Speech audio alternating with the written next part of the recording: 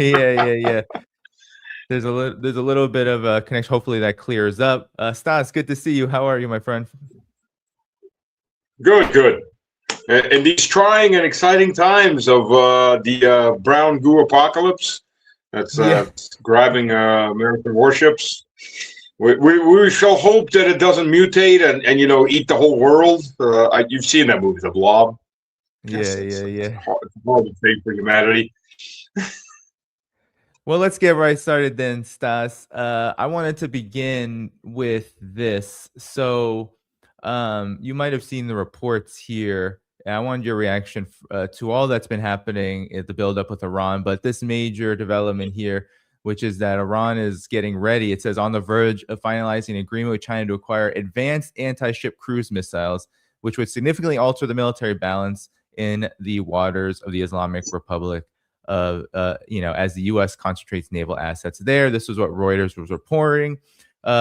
Supposedly these are Chinese manufactured CM302 supersonic anti-cruise missiles, the export version of the YJ-12 supersonic ASCM. So, again, this always happens. Let me just remove this.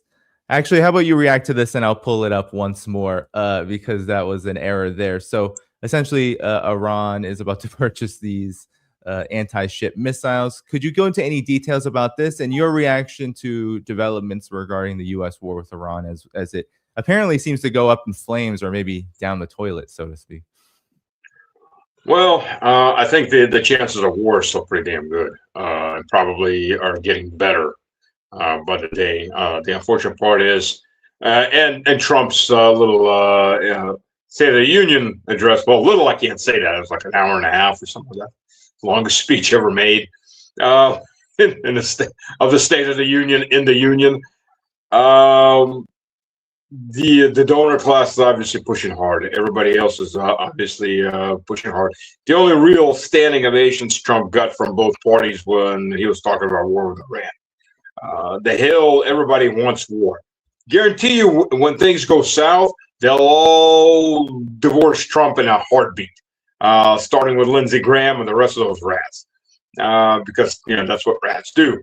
And that's both parties in the U.S. Are equally rat infested.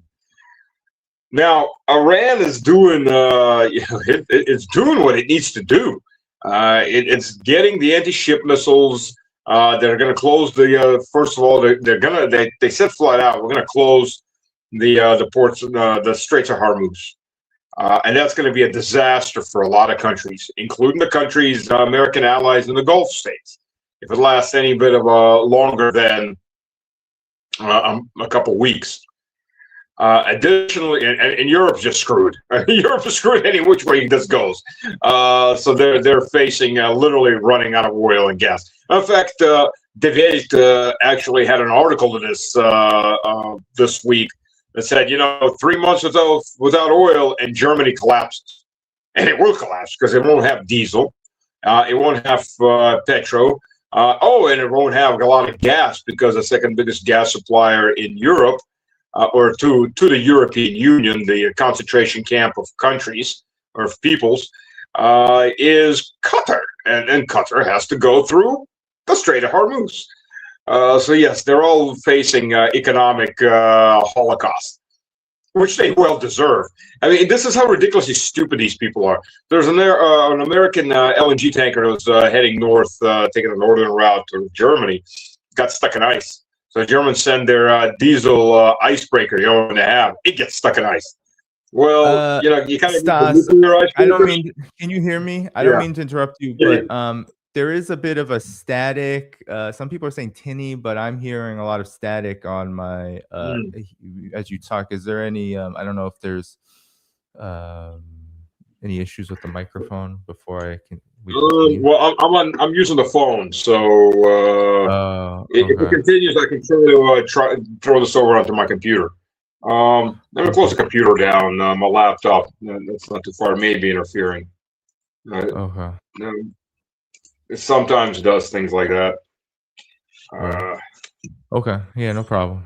Take your time. Yeah, sometimes the magnets and with the microphones they'll interfere if there's another magnet around. So yeah,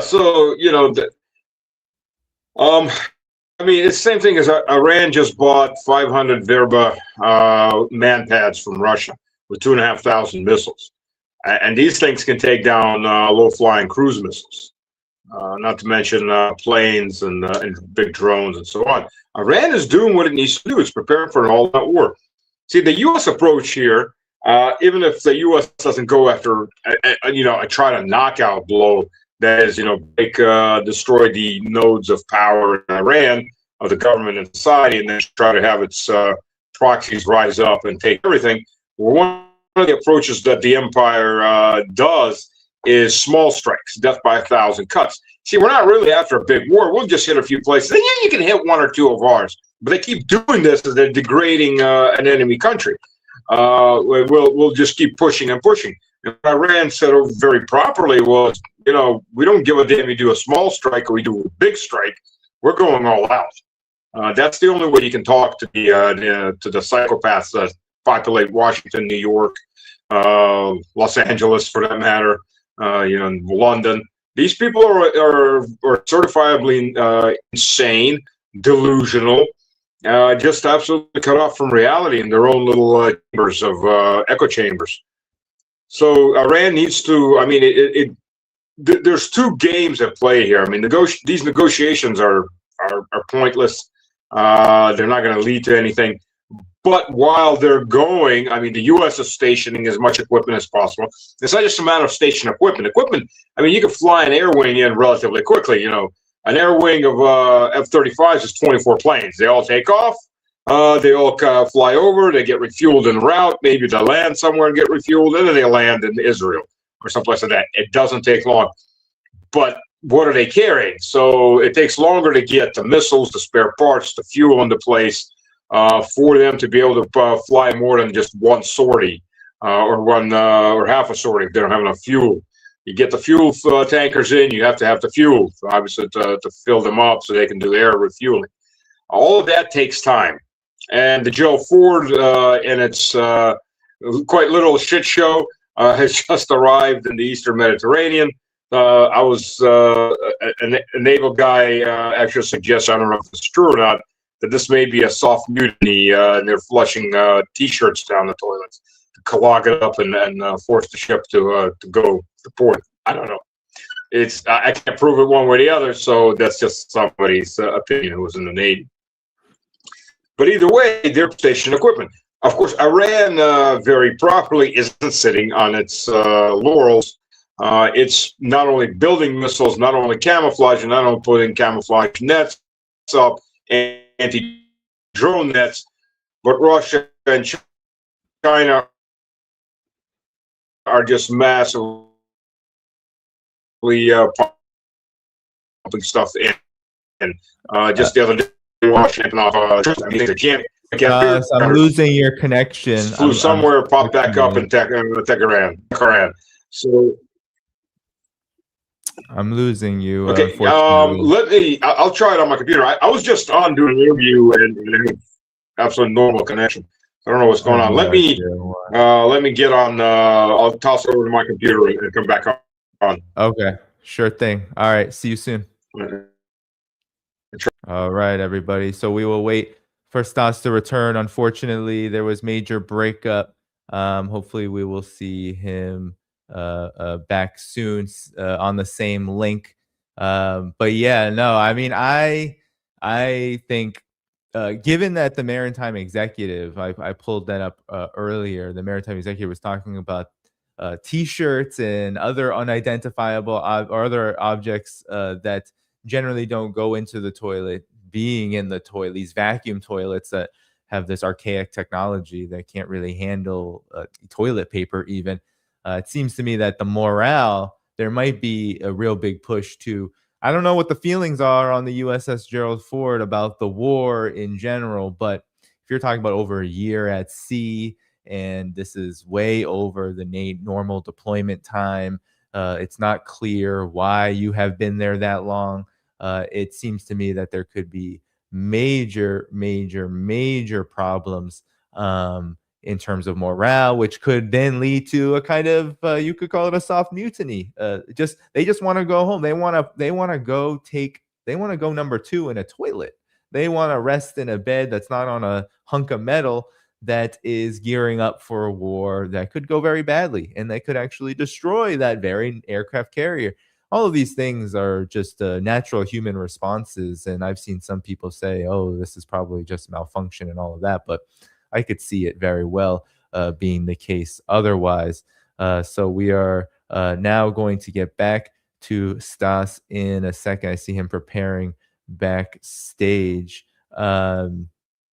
So I'll put him on when he is ready. But yeah, no, this is a very, as Sas said, a dangerous moment. We are definitely, there's definitely going to be a war of some kind and a strike of some kind, because the U.S. has had Iran as a target for a very long time, so it's only a matter of time. But I'm going to bring Stas in now. Stas, I see you, my friend. Anyway, you could back up a little bit. Hey, anyway, you could just back up your camera just a little bit so I can because yeah, your head. Okay, there we go. My head's bigger than the screen. Yeah. All right, sir. Well, how about let's get I know we've been speaking for a while. There was some breakup. How about we get to the situation at hand? You know, you were talking about the USS Gerald Ford Poopgate, as well as the likelihood of a strike and all the conditions that are currently in place for that, and Iran's response. So back to you. Yeah, Larry Johnson wrote one to me. We're buddies, and he wrote me one. I guess that the Gerald Ford really does have a poop deck. So soft humor. So the conditions are ripe from the U.S. side, and Iran is doing everything it can to prepare itself, which is the right thing to do. I mean, this is I don't know what the American side is. They're always, I don't know what they kind of expect you to just sit there and wait.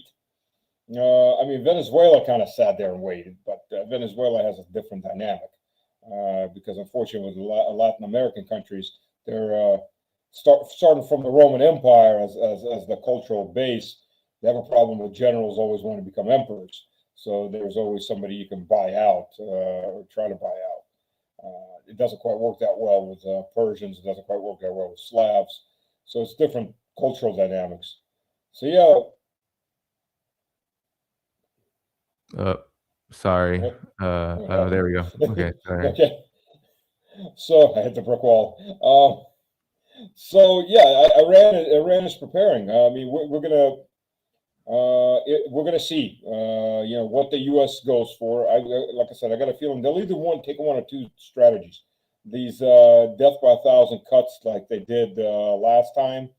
We'll just hit something and you hit something, but it's building up social pressure, and then they do the currency and some of that, or they'll just go try to do a knockout blow and destroy the nodes of power. You know, government, police, military, electrical substations. Which, you know, they're screaming about Russia doing that in Ukraine. America, that's the first thing they do in any country. If they're serious about it, they destroy the electric power.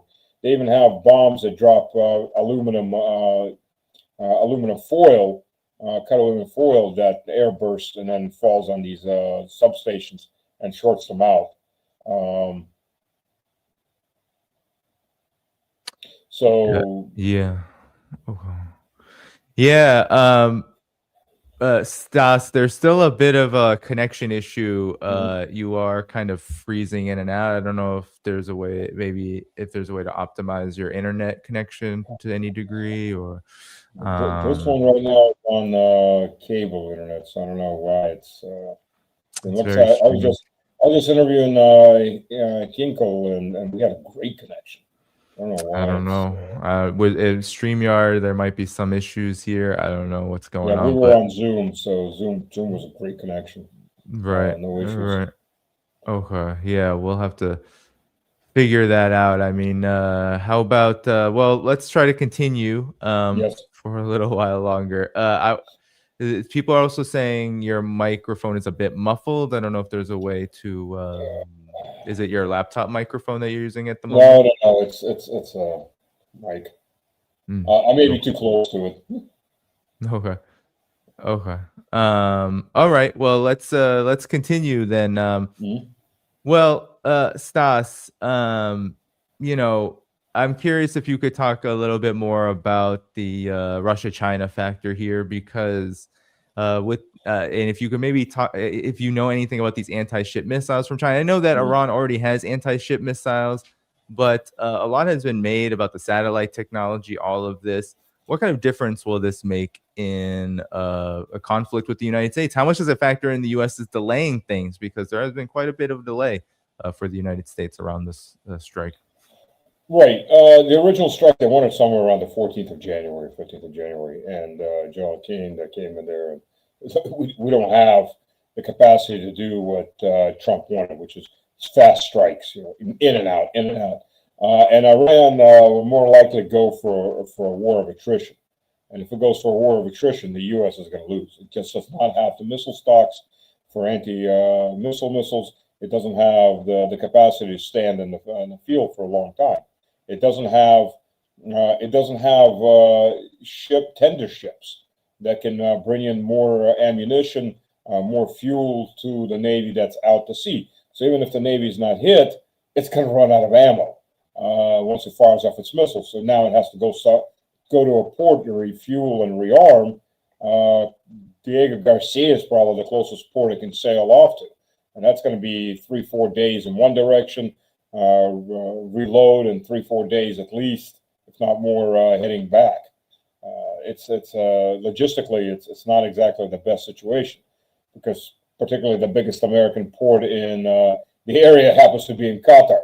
So yeah, that's going to be one of the first things hit by Iran in a counterfire. So that, from that situation, but the equipment that's been bringing in, particularly air defense systems, that's very interesting. Russia's bringing in the S-400s, and what the S-400 does, as opposed to just like the S-300 or the HQ, which is the Chinese, or the Bavar, which is the Iranian homegrown system, is the command and control block in each battery. The command and control center, it can integrate all these other systems under it. Can also integrate the MiG-29s and the Su-35s that Russia's been bringing in. And believe me, I am very sure that there are not Iranians sitting behind the controls of these. It takes a while to prepare officers, more than a couple months. So more likely there's going to be Russian crews and probably quite a few Russian pilots in these planes. And what the system can do is it integrates all of that together into one sector array. So it can communicate the Russian S-400 command and control blocks for each of these batteries. They can track 72 targets, and they can service 36 of those targets. And by service, I mean engage. That's Army neutral talk service. But they can engage 36 targets, and that's per battery. So if you've got 4 or 5 batteries, you've got 4 or 5 command control posts, and each one of them can carry a sector. So they can integrate all the other air defense systems, aviation, and then you start getting this umbrella. And the integrated umbrella is where you see a target. You see a target 500 kilometers out. Your first line and your strategic line of air defense initiates contact with that target. If the target's not destroyed and it passes further in, it hands that off. It hands that off into the next level of your defense directly. So you're never losing control, or you're never losing tracking of that target. Even as it gets closer and closer inside the umbrella, there's different levels that start to engage it, all the way down to a guy with a Verba on his shoulder going, "There's a low-flying, slow cruise missile called, yeah, I'm going to pop a missile into it, and see what happens." Down to that point. But that's a synthesis right there. That's a synergy that we haven't seen before, because it's got Chinese and now Iranian systems. But it gets better because the Chinese have now brought in their Baidu radar systems, which are bleeding edge technology, and they're directly tied with a big network of Chinese satellites, which by the way can also integrate missiles and give them direct targeting, which by the way the anti-ship missiles come in, because they're not, you're shooting cruise missiles or hypersonic missiles, which are basically very, very, very fast cruise missiles because they can be maneuverable. If you're just shooting them into an ocean, because the U.S. fleet's not going to ever come into the Persian Gulf, it's a suicide, it's a death vault. They're going to stay out in. They're going to stay out. I'm sorry for that. They're going to stay out in the Indian Ocean and maneuver out there and then launch sorties. Well, if you even just do a spot satellite photograph, okay, they're here. By the time that missile gets there, they could be 40, 50 knots away. Well, maybe not 40, but 20 knots away. Ocean's a big place to start looking. But if you have constant updated data, and that satellite's watching those warships trying to steam the hell out of the area, and it's going, well, okay, coordinate here, coordinate here, coordinate here. It's constantly updating the coordinates, and the missile's just kiting on in live action gameplay there. So it changes everything. It changes the dynamic, because all of a sudden the U.S. Navy can't run that far. If it runs far enough that the hypersonics can't get to it, which is 2,000 kilometers, it's not capable of carrying any missions out. You're gonna have to do you have to do continuous refueling of these air refueling of the planes, and then you get the problem is the air refuelers are basically just big sitting, very explosive targets for air defense, and then the Baidu. While the Russian system can pick a target up 500 kilometers out, these things I think are like 700 or 800 kilometers out. So it gives you a lot of time to react to anything that's coming in and prepare. It's not going to be last minute. And the best part of it, even the S-400s can detect stealth. These systems can detect stealth at a much better level. So the B-2s or the F-35s have a big problem, because once you strip away the stealth from an F-35, really, I won't maybe say third rate, but it's definitely a second rate airplane. And the Su-35s, is more than a match for the F-35s. It carries more munitions, it has a longer range, and it can engage at a longer range. And if it can see them, their main power there is stealth, and it's gone. So they're going to have big problems. And what happens when American pilots die? Nobody will admit to it. That's what happens. They'll all die in auto crashes somewhere out, somewhere in America or something like that. That's how they're usually written off. Now, if a ship gets hit, that's a little harder to write off. If an aircraft carrier gets hit, it's not going to sink, because sinking an aircraft carrier is very difficult. I mean, they're gigantic, and they have hundreds of airtight compartments in them. So sinking an aircraft carrier is very difficult. Damaging the tarmac's relatively easy if you can hit it. And once that's done, there's no point in the aircraft carrier being around, because it can't do anything. It can't land, and it can't take off planes. But again, if capital ships are hit, that's kind of hard to deny. If there's mass casualty events happening on American bases all around, that's hard to deny. But another thing that nobody's talking about, if this conflict gets framed as a Shiite versus Sunni conflict, America's going to have a few less allies before this is all over. Because if you start looking at it, never mind the Shiite militias that are active in in Iraq, which is a Shia government that's been asking the U.S. to get the hell out for the last 10 years. And the U.S. has been going, go pound sand. Well, those U.S. forces are about to get surrounded deep in Indian country. Except the Indians are firing mortar rounds, RPGs, and maybe even artillery. And now what do you do? And the ones in Syria are even worse off. And drones, too. So things get really very difficult now, because you've got islands of American troops that are not going to be separated out from everybody else in a full conflict. But then you get countries like Bahrain as an example. That country is 80% Shia, and they're a second-class people. The 20% Sunni are the elites.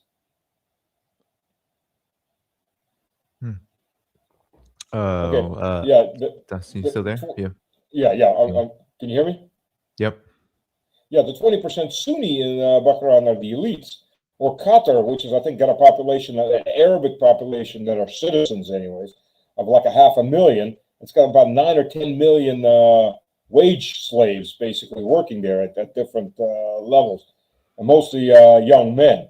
That's a country that could easily not become the country it was before, for obvious reasons. So they've got a lot of problems in that area, and even the Saudis. Even the Saudis, the Saudis have this little problem that the Shia tribes are sitting right on top of all the oil. So, and they're not a small minority. They're in, I think, 30 or 40% minority. So if this becomes an inner religious war, things are going to get very, very interesting very, very quickly. And the U.S. may have a lot fewer allies in that area because these regimes will get toppled.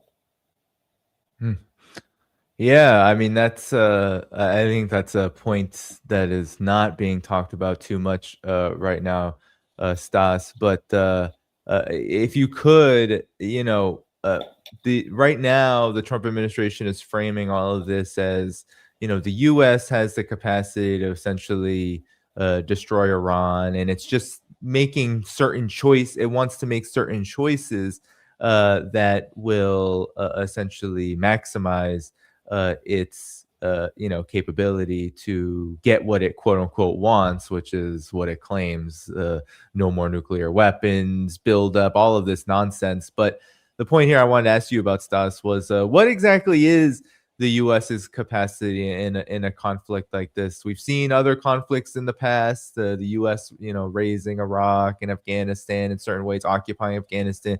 Ukraine, the proxy war, disaster, but now the U.S. is going into a different kind of conflict, it seems like, and it's certainly speaking a big game. I'm curious about what your overall assessment is of what it can do given the array of forces it has built up. Well, Iraq was an interesting point because, first of all, in some ways, Saddam was an idiot. He never actually believed he was going to get attacked in Desert Storm. Because he could have, if he'd chosen for the first couple of months of that buildup, he could have just ridden right over the U.S. forces there.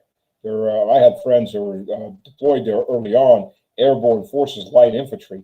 They would have been just crushed. Never mind, most of them were suffering from dysentery. So, we're just laying on our couch for the first 3 weeks because we got bad camel meat because it was sourced locally from the Saudis. And nobody could do anything. Everybody was suffering from dysentery. Saddam didn't do anything. He waited and waited until he was attacked, and allowed the U.S. and its allies to build up. He did the same thing the second time. I mean, why would you wait? And it even got worse in the second time because the CIA was very active, and half the Iraqi army never left its barracks. And even with that, and the U.S. Army in 2003 was already a much degraded force compared to 1991. And that's still, by the way, 1991 took 6 months of buildup, the physical buildup, to invade, with nobody interdicting American traffic coming in, plenty of friendly ports, even had Syrian army there. I mean, everybody was there for that little joyride.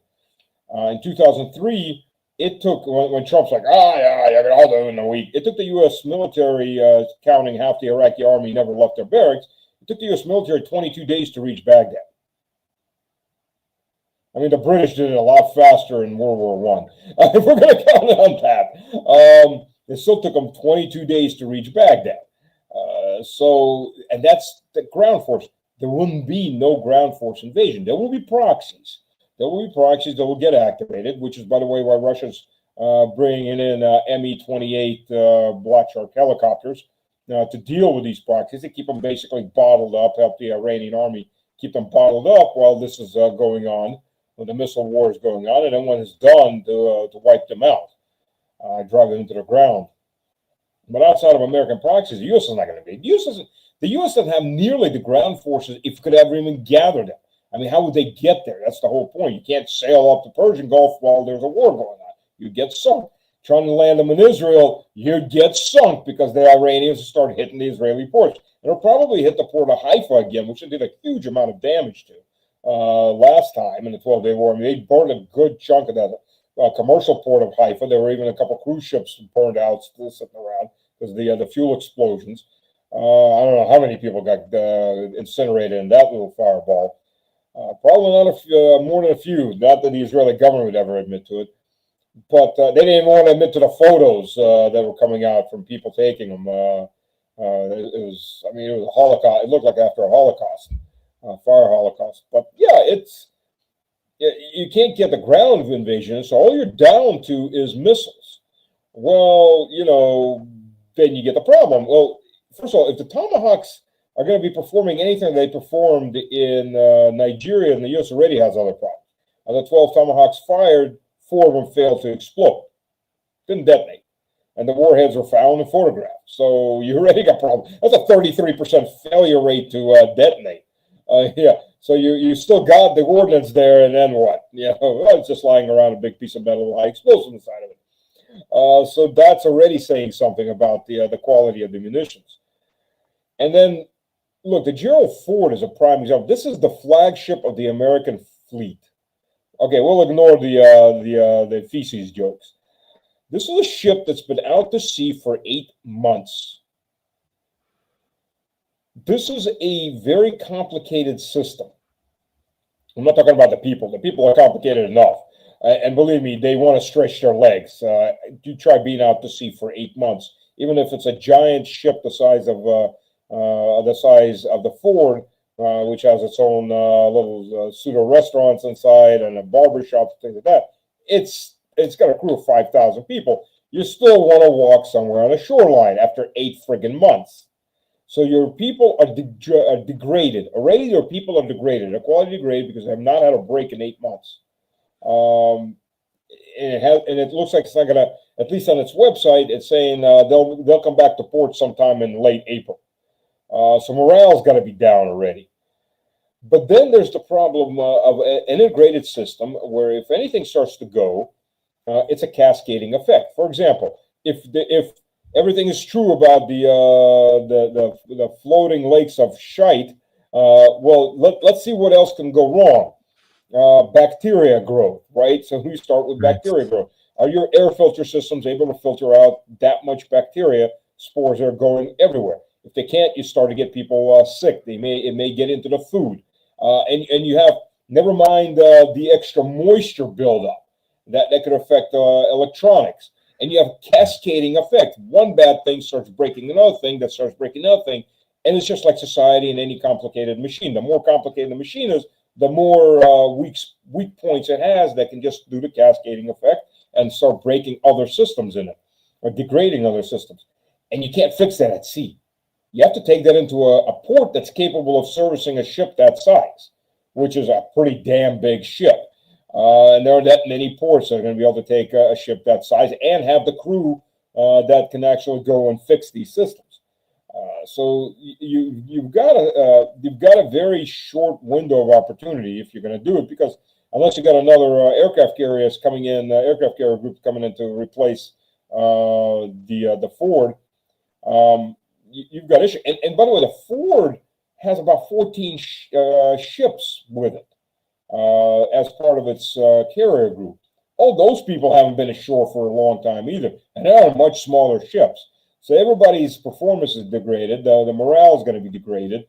And, if you have to stand in lines to take a dump, and then half the ship stinks like, and people start coming down with chloria and other diseases, because, by the way, they're in the middle of the central Mediterranean, and the temperature is already well above freezing in the plus temperatures, and it's only going to get hotter. You've got issues. You've got really serious issues. So what can they do? If this turns into a several-month war, they're not going to be able to hold this. The ships are incapable. They're worn out. I've talked to naval guys that were officers, and they're like, the state of the U.S. Navy is pathetic right now. The men are worn out. The ships are worn out. Everybody's worn out. They're constantly running all over the world to show the colors of the empire. And people are pretty much so done. Somebody was even suggesting, I don't know if this is true or not, that this might have been the reason the toilets went, may have been a soft mutiny. Basically, the sailors do that by flushing their T-shirts down the toilet and clogging them up that way to force the ship to go to port. It may have been that. I don't know. I can't say yes or no to that. So, but there's a lot of issues, and it goes across the Navy's probably the worst hit right now, but it goes across the other services too. And when casualties start rolling up, what do? Do you go nuclear In that case, you got a lot of other problems.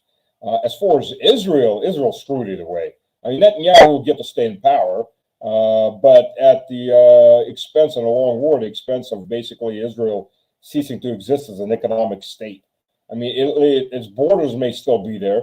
It may still have a military, but the amount of damage it'll suffer, and the amount of damage in industry and commerce it'll suffer, it's going to be a dead-end economic state. It'll be in a state of total depression economically. And it's already bleeding young people left and right. People are just up and leaving. No, I'm tired of this.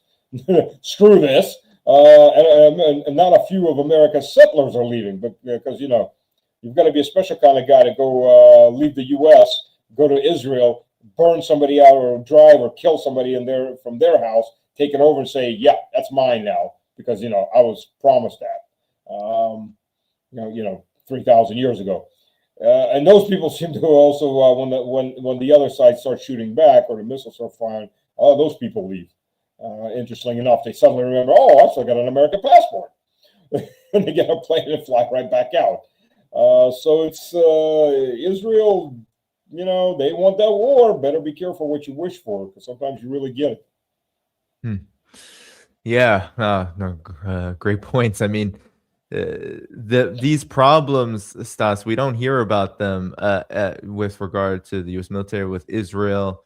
But one thing we are definitely hearing about is that there are rising oil prices already in the lead up to this war.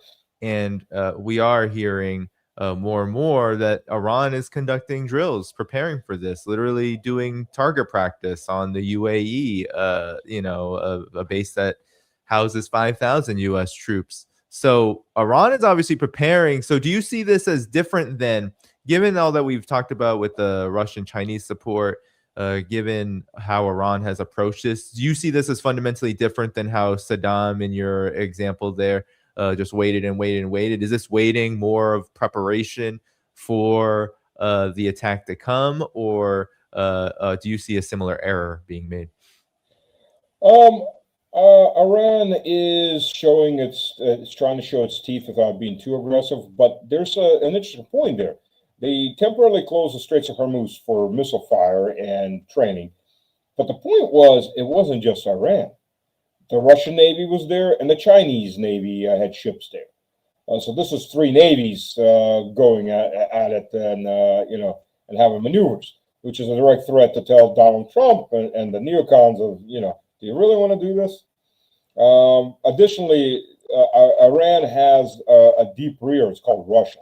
So Russia has already said, and they will, if need be, down the Caspian Sea, bring in diesel, food, and so on to help Iran weather any of the damages. So Russia can provide quite a few assets as needed. It's got a huge manufacturing base, so the fourth or fifth largest manufacturing base in the world, and produces just about everything it needs. So that's a big friend to have in your rear when your enemy is up front. So, if I was the Europeans, and the EU in this case, I'd be a lot more intelligent than they are. But if I was the EU at this point, I'd be screaming and begging, don't do this. Because, like I said, they're going to physically run out of oil. As soon as those straits are closed, and Iran has said, we were going to close the straits as the first thing. That's it. They're done. And then there begins a disruption. And it's not just a matter of oil probably hit about $120, maybe to $200, and that's going to be a big whack. Americans will suffer. America has more or less enough oil for itself, but prices are market prices. Prices will go up. So then the Trump administration has one of two unpopular moves, one very unpopular and one somewhat unpopular, and definitely won't get them any brownie points on the next elections. They can either nationalize the oil companies, which would be probably the bridge too far, or they have to walk in and they set price ceilings. Either way, alternatively, they can just dump the reserves onto the market. But again, that all depends how long this conflict goes before those oil reserves run out. get the critical low lows. And they'll still not have a full effect if prices are spiking out, because the American companies are also looking at the market and go, hey, it's $150 a barrel. Why am I selling oil internally equivalent to about $100 a barrel, or $80 a barrel, $70 a barrel? Let's go market value. The only way to fight that back is to flood the market with oil from the reserves, but that's a limited capacity of what you can do. So then you have to enter into the market stream. Otherwise, you wind up with gasoline costing $7, $8, $9, $10, $12 a gallon, and you watch just what's left of the gutted and starving and dying American middle class just go ahead and just hang itself, because that's game's over. So the last one out of the economy, switch the lights off. That type of level. But that's going to be, and all of a sudden the MAGA, the people who are left in MAGA and were cheering Trump on, are going to suddenly realize, you thought the tariffs were bad. Yeah. Welcome to everything else there, buddy, that runs on oil. But at least they'll have oil. The Europeans will, and certain other countries will literally not have oil. Because the oil market supply and demand are very close to each other, to the level of equilibrium. And maybe a little bit more supply, maybe a little less supply than demand, but it more or less balances out. Here, all of a sudden, 36% of the world's oil isn't going to market anymore. And even worse, if all of a sudden the oil platforms are getting damaged. Then you're really looking long term. You can open up the Straits of Hormuz again, but if half the oil platforms, refineries, and everything else are burning, oh crap! Now what do you do? This is a month long, if not a year. And Stas, Iran has hit those before, right? I mean, Iran, I believe, did take aim some years ago at Saudi Arabia's oil fields. No, they have, and I think the U.S. is going to go after the Iranian oil fields. So those will get damaged too. The U.S. will definitely go after that. Israel really wants them destroyed. But the point is that's still capacity. That even if you're taking Iran off the market, that's already cut in capacity. That means prices go up. And believe you, China can outbid most of Europe easily on the additional oil, and Russia can supply, at least in the short-term surge, supply China with what it needs.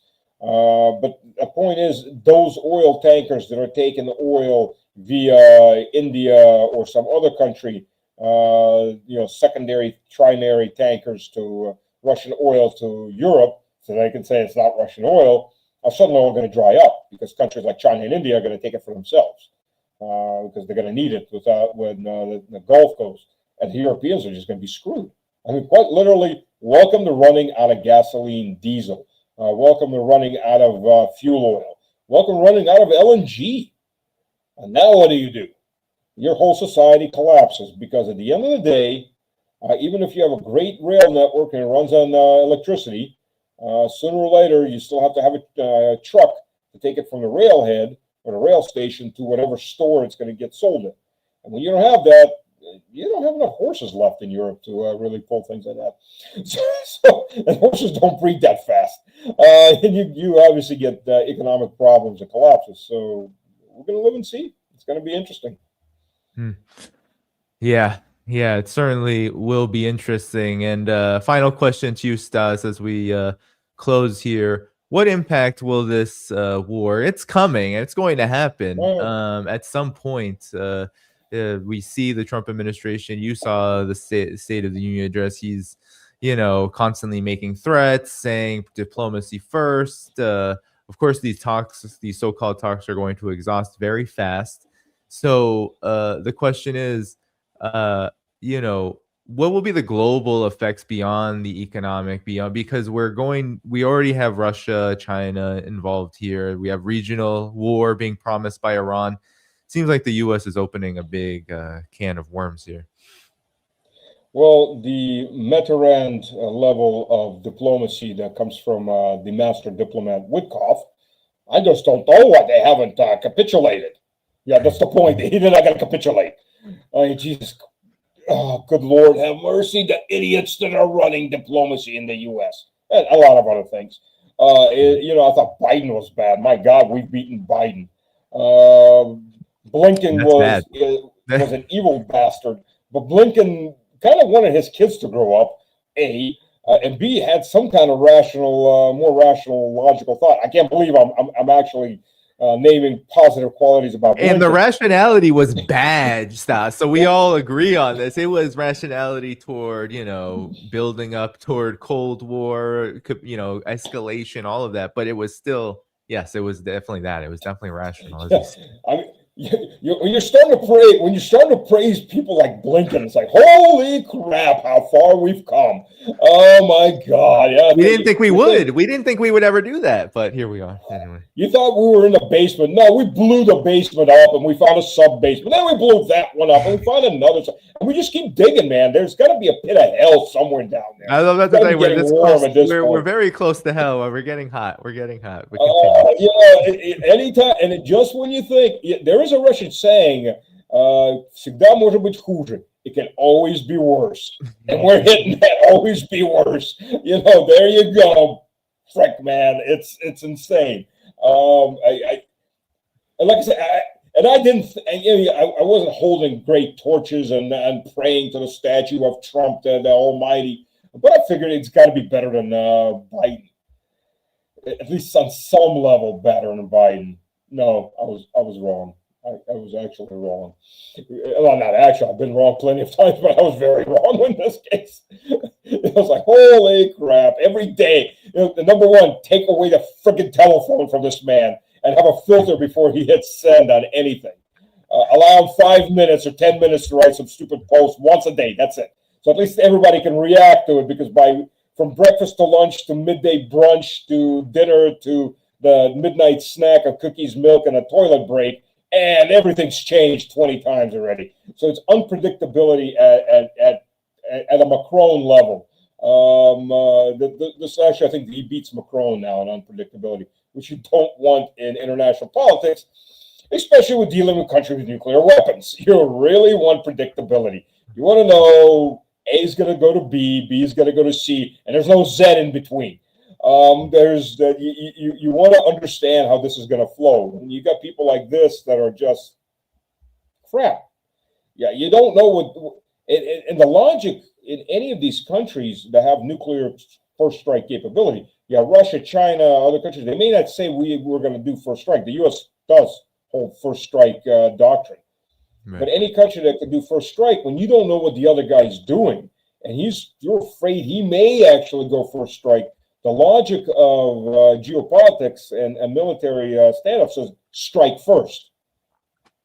And that's what pushes it. And you don't want that. I mean, that's how you wind up in a nuclear war. So you want predictability. You want people that you can look at him and go, he's a bastard, but he's a predictable bastard. We can kind of figure out what he's going to do. You don't want some guy that jumps around 20 times in a day and turns around 5 times, does 2 backflips, and God only knows where you're at afterwards. He's playing 5D checkers at this point.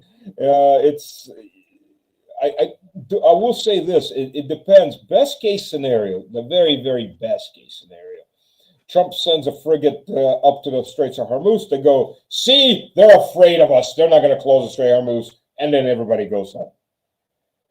The chances of that are probably 0.0.01, if that much. Right. Worst case scenario, we're in a nuclear war, and we all die and we don't see summer, which really would piss me off because we had a massively snowy winter this year. It just won't stop. Yeah, so tell me about it. I want summer, damn it, and not a nuclear summer. I don't want little pieces of the sun popping up right above my forehead. Right. Yeah, not that kind of summer. But that's the worst case scenario. So, so between that and that, we start looking at what else could be in the mix. The U.S. may go for a death by 1,000 cuts. Iran looks like it's not going to go play that. It's just going to go death by 1,000 cuts, and here's my battle axe above upside your head, and let's just go full stream. So that's one way. Iran could collapse. That's always a possibility. There are internal factors, but I don't think those are going to play out. That's what the U.S., by the way, is counting on. They always keep counting on that. That's what they were counting on Maidan that failed. That's what they're counting on the beheading attacks that the Israelis launched in the summer, a 12-day war. That didn't happen. So Iran will probably not collapse. It could very quickly become a regional war if Iran when Iran activates its militias in Iraq and there's a fighting that starts there, it could easily become a fight with Jelani.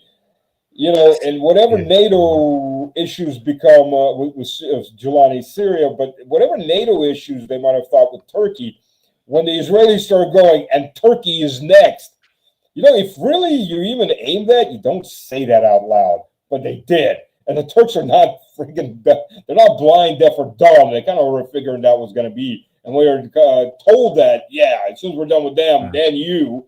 The Turks aren't exactly going to be out to help the U.S. succeed here, especially the Israelis. So it could very easily turn into a regional conflict. Which way the monarchies in the Gulf states go, I don't know. It's going to be one of those hit and miss. Depends how much they're damaged. Depends how their economies suffer. There's so many factors here. It's a guess, but it's going to be interesting to comment on as we analyze this shit show. Well, actually, I had one final question, actually, Stas. Since you are a former U.S. Army officer, I want to put myself in the shoes of those right now who are deployed out to everywhere, not just the USS Gerald Ford, which is having which is circling the drain in many ways with its poop problems. The jokes write themselves. The jokes literally write themselves. It's just the comments I had on my video were just great. It's going to be a meme for a long time from here on out. But everywhere, right? Because you have thousands upon thousands. Marco Rubio said, right, 30 to 40K all across West Asia, all across these countries with U.S. bases in them. So I can only imagine how it must. I don't know if you've ever been in an experience like this where you have leadership saying you're going to go to war eventually, but being very unclear about when that's going to be, getting to the point of going to war. What is it? Twice? It's striking twice. Putting yourself in that position, and then you have a situation where you're also seeing parts of the leadership in the Trump administration, the Joint Chiefs of Staff, for example. I'm sure people are hearing this. I can't imagine this is a secret since it's in the mainstream media, that they're worried about what could happen with the strike. I don't know how it works in the military. My father was, just a grunt guy in Vietnam. He wasn't really privy to the decision making or any of this. But I don't know if you've ever been in a situation where the people above you are saying you're going to go to war, but some of them are saying, oh, this isn't a good idea. And how does that affect things? Because it sounds like there could be big problems with this within the ranks. Are people just going to drop all of this and say, okay, we'll just do what we're told? How does this go? Because there could be casualties on the U.S. side, big ones. No, could be. There will be. Look, dealing with idiot generals, and most of these generals are idiots. They're not picked for being bright men. The good colonels, they usually leave as colonels, or as captains, or as majors, or as lieutenant colonels. The guys that get promoted to general for at least the last 30 years, more and more, and I'd say probably overwhelmingly now, are the guys that kiss ass better than everybody else. They're woke. Today they're woke, tomorrow they're conservative. Whatever the master wants, master's gonna get, because I'm gonna serve the master. That's damn right. We're gonna serve that master, because you know what? When I retire, I get the big bucks. I go to CNN, I go to Fox, I become a director on the board of directors of Raytheon or something like that, and I make the big money. So sure, whatever the master wants, the master's gonna get. It's not this is my honor, and I say this is bad and we shouldn't do this, and I will resign my commission as a protest, which isn't what an officer should do. They're never going to do that. They're going to say, whatever, yes, sir, whatever, sir, you want, let's go, sir.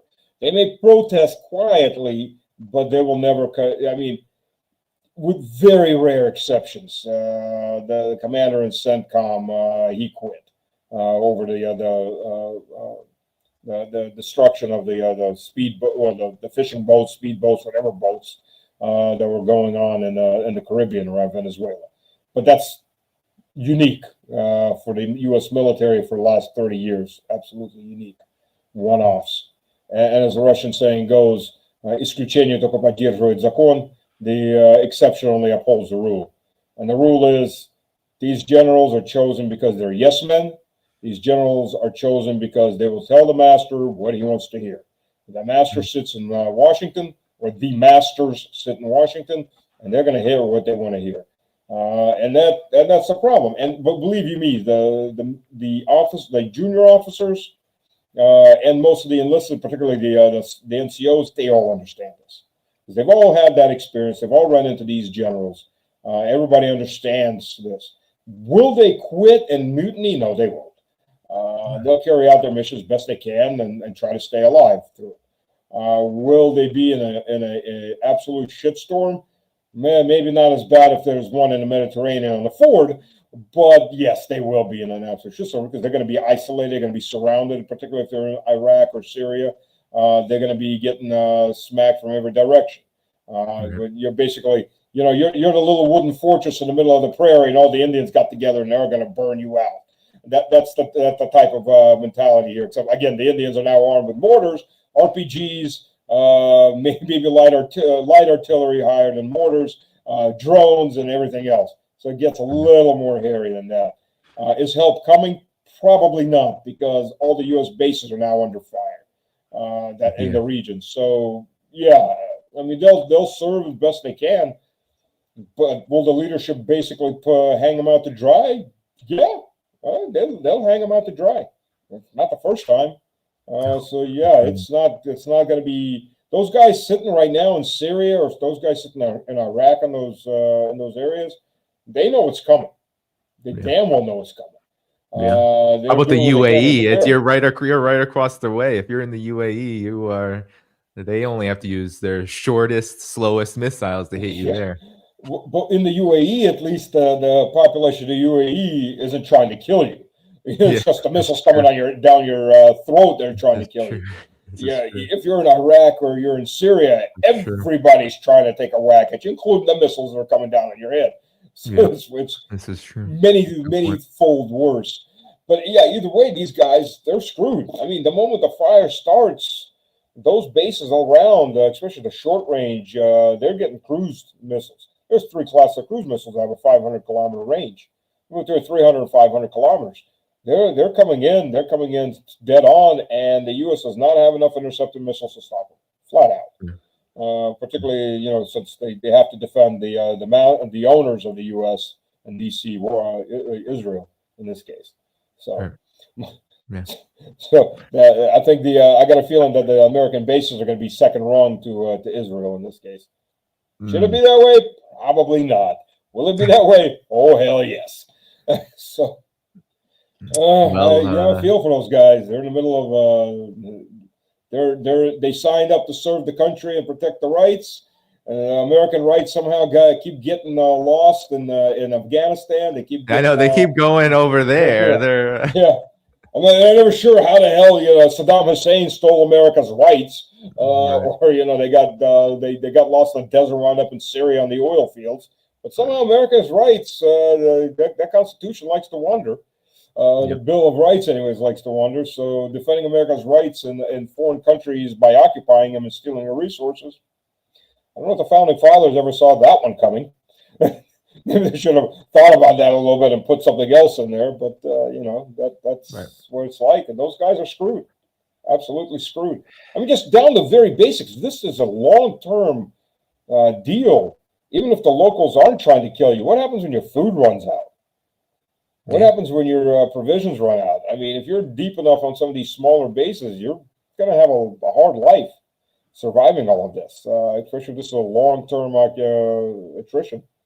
They're going to have to be evacuated out, or it gets very interesting trying to pull resources in. Especially, and then again, when the militias are active, you try getting a convoy in with food and supplies to some remote location. So yeah, that's going to be it's going to be a shitstorm. And all the rats are going to abandon Trump real quick. You're going to see things in Washington that you haven't seen since probably ever. This is going to be worse because whatever loyalty or discipline or whatever positive characteristics most of Congress maybe once had, if they ever had it, they're all gone. I mean, you could count the number of good people in Congress on 2 hands, maybe. I'll give them 2 hands. out of the 550 some members. And the soldiers, we went up. Yeah, we're gonna take care of the soldiers by putting them in zones where they can get killed. That's not taking care of the soldiers. No. Stas, it was great to be with you. We're going to head out together. I think I'm just going to make sure I thank everyone who became a member, who gave a super chat. Thank all of you. I'm pulling you all up on the screen right now. Stas, I have your YouTube channel in the video description so people can subscribe there, and they should, because you're doing your own work in your own right. And definitely it should be checked out. Somebody said poop mutiny. That's funny. And then the last one, it was a question. It says, Stas, is it true Iran sells oil via the Caspian Sea to Russia, buys on a train, sells to China? Once the oil is in Russia, it can end up anywhere. And it's a little bit worded strangely, but I don't know. Or right now, no. I have never heard of that going up into Russia. Russia sells oil to Iran. To Iran, I'm sorry. Russia sells diesel to Iran because Iran has problems getting enough refined petrol products, even though it has refiners, but it's not enough. I guess you could transfer oil up into Astrakhan, but the problem is what do you do with it? Because there are no pipelines, and pushing it on a train and driving it out to Siberia on a train, that gets pretty expensive pretty fast. Yeah. I mean, the Russian, the more remote Russia, I mean, they're in southern Russia, there are oil fields, north of Kazakhstan. There are oil fields in other areas, obviously in the Caucasus. The big oil fields in Siberia, they have pipelines running. The Druzhba that ran to Europe, there's an oil pipeline that goes directly to China that they're planning. By the way, there's negotiation going on right now to extend it through Bangladesh and into India and secure that whole area. Iran could, but I don't see the logic in it. It would make the oil super expensive. Iran ships their oil through the Gulf. Not the Gulf, through just the Strait of Hormuz to the edge of the Gulf and into the Indian Ocean. And a lot of those ships are going to India. India was paying, starting sanctions by just paying in gold. You get rid of the US dollar out of the whole mix. I have no idea what the hell's what you're doing. Which you have no transponders on the ships too, on top of that. So in that case, they were de-dollarized a long time ago. But going north is, I don't think it works. And then there's the question of Azerbaijan and what Azerbaijan is going to do. Because Azerbaijan there's a U.S. base, they don't admit to it, but there is one. And then there's an Israeli base there too. If Azerbaijan activates and starts sending drones, and the drones have hit a couple of Russian tankers in the Caspian. Witnesses are saying they flew out of Azerbaijan. They weren't Ukrainian drones. I mean, you look where Azerbaijan is and where the Astrakhan is and figure out those flew across how many levels of Russian air defense to get there. Nobody noticed. Yeah, kind of hard to believe. Out of Azerbaijan, that's a whole different issue. Now, if Azerbaijan starts playing in, I think that country is going to disappear. Because between Russia and Iran, there's just not going to be an Azerbaijan if they go full Ukraine stupid. But they may that could be an issue too, or the U.S. and Israeli bases there will just drag them into that fight, screaming and kicking. Maybe, I don't know. So there'll be maybe a couple countries disappearing before this is over. We'll see. Yeah, it's hard to tell. Yeah. It's easy to start a war. It's harder to guide a war, and it's even harder to end a war because the war starts to take on its own logic. It starts to take out its own life. It becomes its own soul and life, and it's very hard to predict where it goes. And each round of choices become narrower and narrower for most politicians. So we'll see. We'll see. I don't think Trump's ever considered most of this. But definitely some of the people around him never have. Yeah. Well, Stas, it was great to be with you. We're going to head out together. I want to make sure everyone hits the like button as we depart here. That will keep the show boosted so more people can hear Stas, more people can hear our first guest on. Yeah.